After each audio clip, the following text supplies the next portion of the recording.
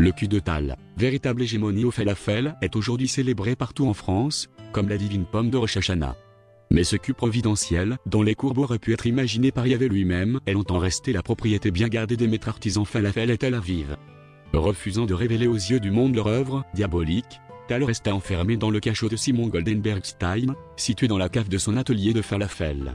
Durant toute cette période, la jeune femme au cul honteusement bombé fut nourrie exclusivement à base de boulettes de pois chiches les plus riches du Moyen-Orient. Un jour, Moïse de passage dans la région entendit les gémissements de la jeune prisonnière au sous-sol, et, attiré par la mezouza et par l'absence de son geôlier, décida d'y descendre. Il découvrit alors Tal, enfermé dans sa prison dorée, et dont le cul surnaturel dépassait des barreaux.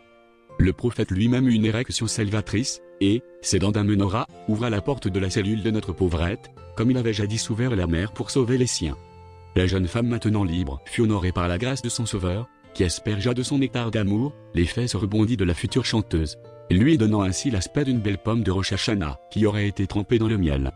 Une vieille épitaphe séfarade, qui se murmure encore dans les assemblées des anciens de chaque Hanouka, raconte que le cul de Tal, fouetté 700 fois à l'aide d'un chapelet de David, serait la clé de l'ouverture d'un portail dimensionnel vers les terres de Shaddai, véritable terre promise du peuple sémite, où les fruits et légumes, qui poussent par milliers et de façon perpétuelle, sont bio et 100% cachers.